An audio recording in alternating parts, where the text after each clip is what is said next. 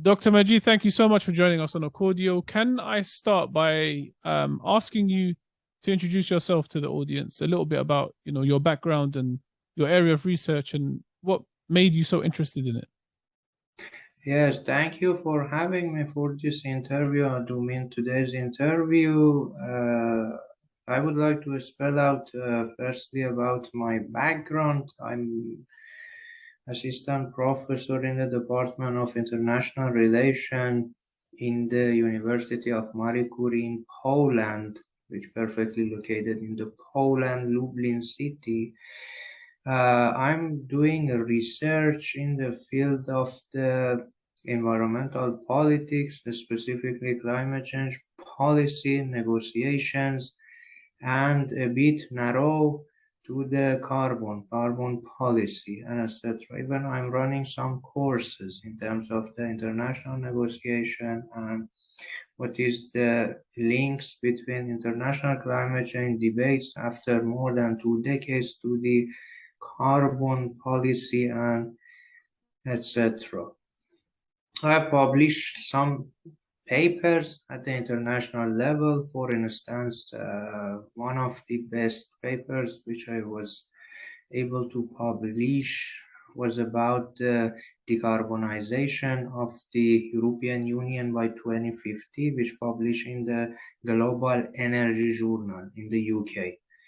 And that was the idea that the most significant problem is landing for the economic based interest in terms of the eastern part of the Europe. I mean, the most or challenging issue to pave the way for this decarbonization of European Union is connected to the east part of the Europe, east part of the, I mean, economies that are grappling with the decarbonization. So how are these I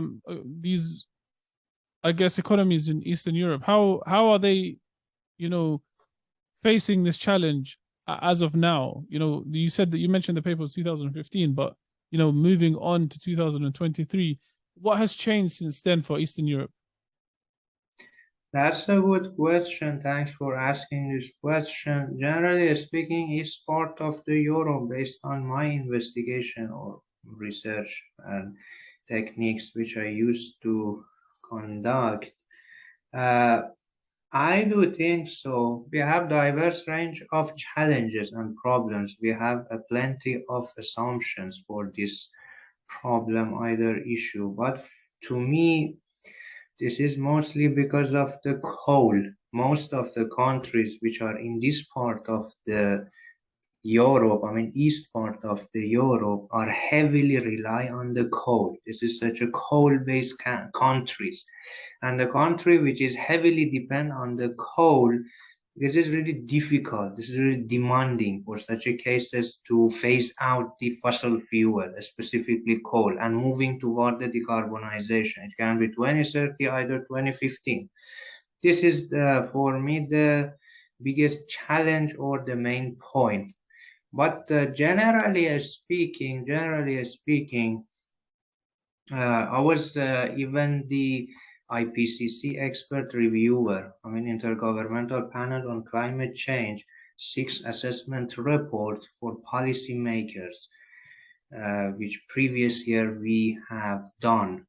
During even my review for the IPCC, I observed, I mean, during the assessment, evaluation, socioeconomic and policy recommendation that the countries that are rely on the coal in Europe, specifically again east part of the Europe, which is great amount of this issue or problem, uh, are not able to follow the European Union goal, I mean, for decarbonization and etc.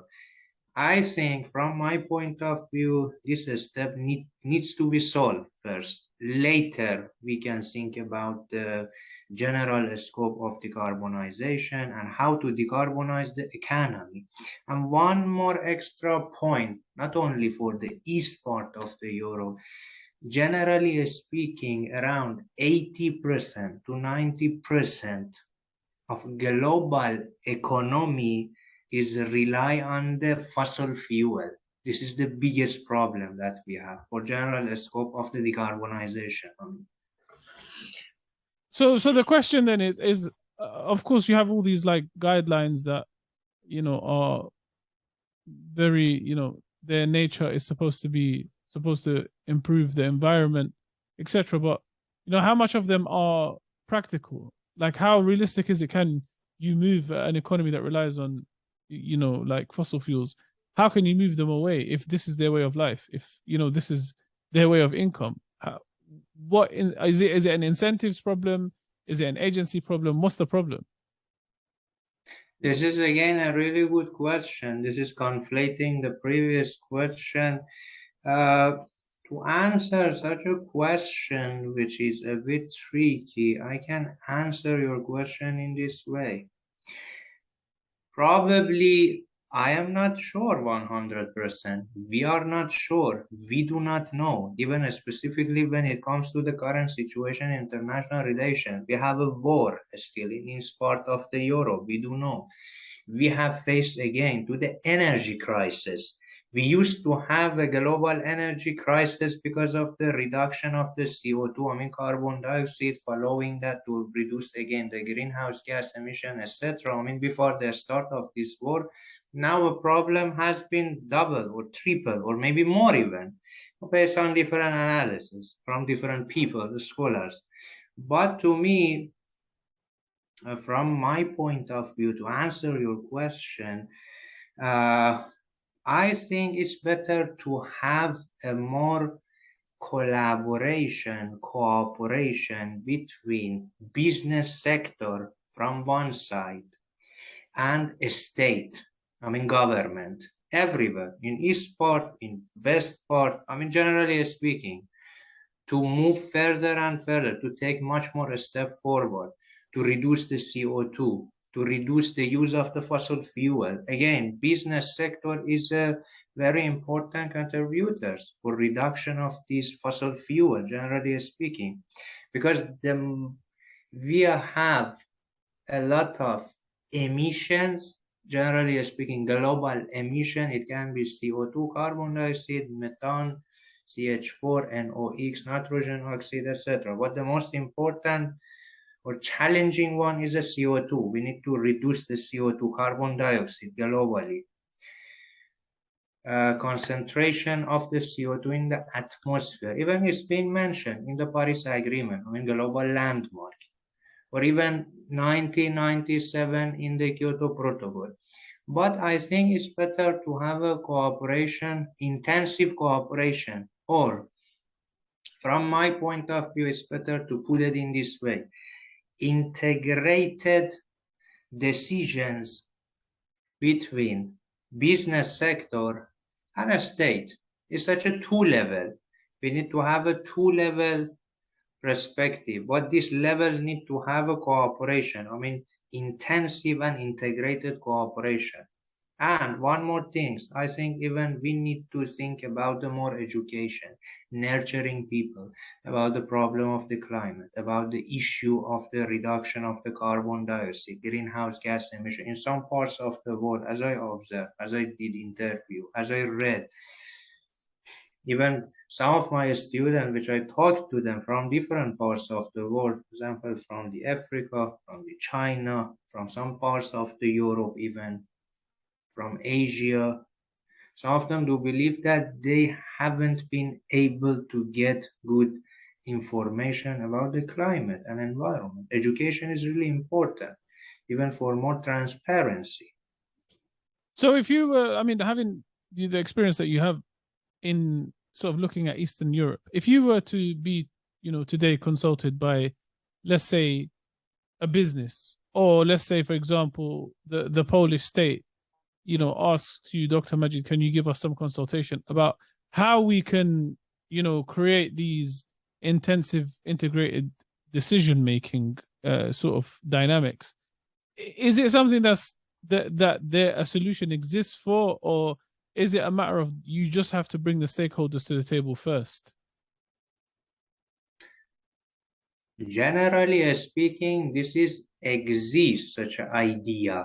Generally, theoretically, we have it For instance, we have a cooperative approaches for environmental issue, for environmental problem. But the point or second parts of your issue was interesting. How we can put it not only on the table, how we can take a practical step. Yes, that was your point.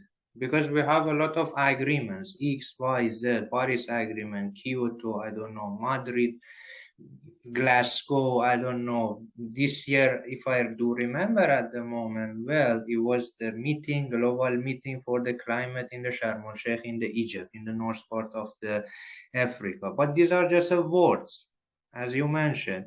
How we can take a more practical step? More practical step need, as I mentioned, integrated decision making. But this is the process for me.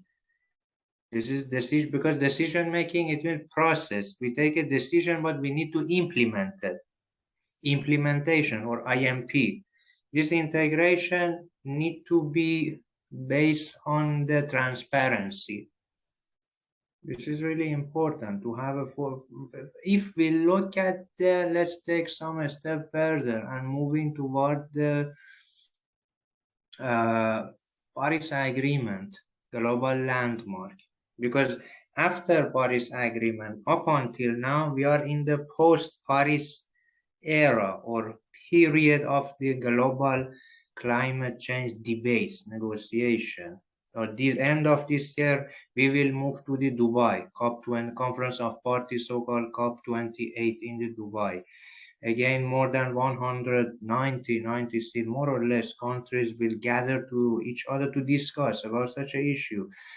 But I think to answer specifically your question, the point or answer is landing just for these sentences. That still we do not have integrated decision to close the gap between science and action. Science and action. We have a lot of scientific works. We have a lot of scientific journals. We have a lot of people who are writing books, who are writing papers, who are doing a lot of review, I don't know, for IPCC, World Meteorological Organization, WMO, etc., for global gas policy. But to narrowing down or to close the gap between this science and action by countries and with hands of the business need more works. A lot of works still is on the table, but these works need to be practical. How to take a practical step, I think we need to, again, have a more training. I mean, we need to train and educate more. Not only people, individual, I mean, ordinary people, even politicians, because decision makers in every single countries are being connected to the politician, government, system. The people who are participating in these debates are the decision makers. Decision makers are the people who are in charge of the power in every single system. It can be United States, it can be China, it can be Russia, India, etc. I'm naming the most important actors in global climate change debates. If we do remember, during the COP26, Glasgow in the Scotland, just very astonishing issue happened during the meeting that exactly is an example. Still we cannot see this integrated decision, or in we need to have this integrated decision-making process. Just over, I think, 1 hour, maybe 1 minute, more or less, I cannot remember. Some countries started to negate or to not follow phasing out the fossil fuel. Just one word change. And I think it was for the first time during the global climate change debates that countries finally decided to change one word. Keyword changing happened. That instead of phasing out the fossil fuel, they started to think about the phasing down the fossil fuel. This is, obvious what happened. Again, because of the business sector everywhere, and the gap, which is still we are not able to close it. And one more point, I think for the first time, they started to consider coal in the global pact, during the Glasgow conference, COP26, if I'm right. So tell me, what are you currently working on yourself? Like, which areas of research are you looking at now? Are you changing direction, or are you still staying in the same place? It's around 1 year I have switched or shift my research field on the carbon policy, but again connected to the global climate change, how global climate change negotiation debates are looking at the carbon issue, specifically carbon policy. What are the mechanisms? Did we observe any progress so far in terms of the carbon markets or no? Because carbon markets for me is a heart of the current global climate change governance, because carbon market is for the mitigation, not adaptation. Because carbon market, it means practical step, as we discussed. Because carbon market, it means Article 6 of the Paris Agreement. Again, as we discussed, cooperative approach, which mentioned in the Article 6 of the Paris Agreement. And so, do you have any sort of final words, for anybody looking at this area, anybody researching this area, or hoping to get into this area that you'd like to share? Thank you for this question. Generally speaking, I just can spell out about this issue that climate change, generally speaking, is such a dynamic issue currently at the global level, and climate change needs more attention and needs more work everywhere. In a turbulent world that we are living at the moment, I think we need to think more about the climate change, but a lot of people are ignoring, are denying. They are looking at the climate change such a cold truth. It's a truth, but they are looking such a cold truth. And I think we need to take much more steps, specifically governments, decision makers, policy makers, and even we need to have a hands of the business sector to move further and further and reduce the greenhouse gas emission. Because recently, based on the IPCC, Intergovernmental Panel on Climate Change, we have faced to the red code. They announced during the several years of the assessment. Thank you.